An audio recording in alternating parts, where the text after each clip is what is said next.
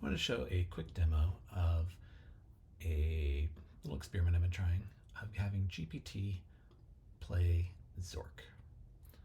So this uses a JavaScript um, Z machine implementation. It only works on older games like Zork. It doesn't work on a lot of newer ones. Um, so this is the actual game, and here we can have GPT play. So this is my first experiment using the new ChatGPT API. So as you can see, this is phrased essentially. This over here is the actual prompt that's being sent.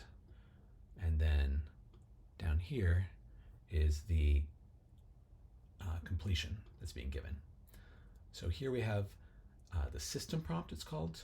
So this is like the description of how the assistant is supposed to work in the system prompt. And we set it up. So we're playing a Zork text adventure. The user is Zork, and these are important. Do not speak to the user. Do not apologize. So we're not trying to actually create a normal chat situation. And then I give it a list of commands because that seems to really help it understand the things it can do. This isn't a complete list, and it doesn't restrict itself to this list, but it really, I don't know, helps keep it on track. I just got that from an online source that has the commands. And then we also, I'll talk about these here in a second. And then the user here is whatever the game itself outputs. And then the assistant is the actual input. So look around field, doesn't know the word field. We'll do another one here. Now, we remember the things that it doesn't know how to do, these words. If we include a lot of this kind of negative information, it'll fill up the log because it does experiment with like a lot of different kinds of phrases. And each time it'll be a little bit different. So this time it's doing look around field. Usually it starts a little bit better. Okay, look around. It really dislikes the single word commands that Zork actually does like.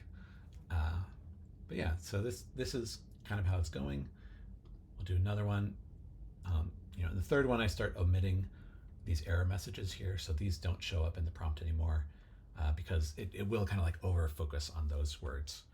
And so this isn't a literal thing. This is something you can really manipulate this prompt and create a chat that models whatever you want to model. You don't have to use exactly what it has. So let's do a bunch of them and let it play through here. Now, I think it knows about Zork and actually knows a bunch of stuff that you can do in Zork. I'm going to have it keep going a little bit further. So it does do fairly well. Let's see if it gets...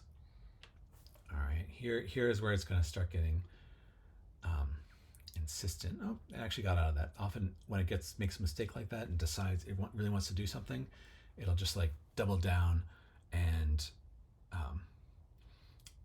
keep trying harder and harder as though the game doesn't understand it, rather than it's not a good idea or something it can't do.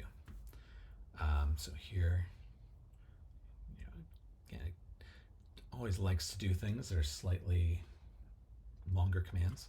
So the reason I initially did this is that there's a problem with GPT can make things up, and when you build like text adventures or something around that, it'll just make anything up and it'll do whatever it thinks is interesting, and there's no like reality, right? And this isn't real, but you are carrying things or you're not carrying things. You can't do something with something you're not carrying, and you have to actually open the sack to get something out from inside the sack.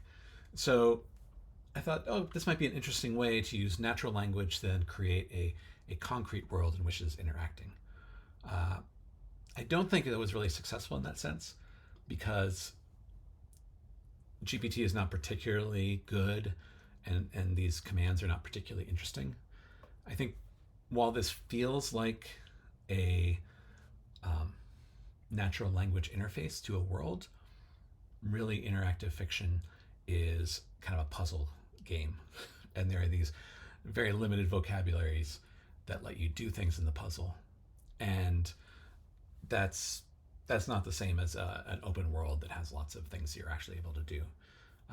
So for that reason, I don't think it's like the most interesting, but I did want to try it, and I kind of wanted to record how it worked and how it tried.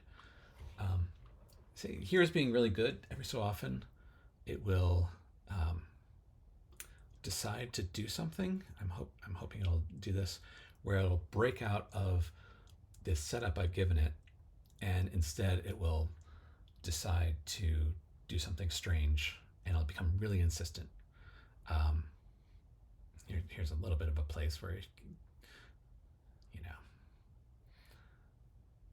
trying really hard to figure out how to say this, and it might get stuck there for a long time. Um, it's collecting a variety of things that it does not know how to do. Another one that I was hoping to hit is if you eat your lunch in this, the game breaks the fourth wall and says thank you. And let me see if we have it actually. And if we do, then I might be able to say eat lunch. All right, let's see what it does here. So now that you've eaten the lunch, see, it says thank you very much. It really hits the spot. So the game started talking to you, the player, and that's right down here in the prompt. Thank you very much. And now, even though I've given these initial instructions that you are not supposed to talk to the user, it can't help it. It's like, oh, I guess you're talking to me. Forget about what I said before. I really want to talk to you now. And you'll see this actually did okay. Sometimes then it'll become very insistent, right? So it'll have this kind of response, and then we'll say this, and it'll be like, ooh, I'm going to come up with a ton of other ways to say you're welcome so that maybe you can understand me. And it doesn't understand that what it means when it doesn't understand a word is that is outside of the domain of the game, and it's not something interesting, right? So if you try to pick up something and the word doesn't work, it means that is a thing that is static in the world and you can't interact with. And GPT doesn't really understand that. And because it thinks it's talking to something intelligent in some sense. So that's just kind of what I wanted to show here. If you want to put in your own GPT key, you can, and try it out here. And yeah, that's it.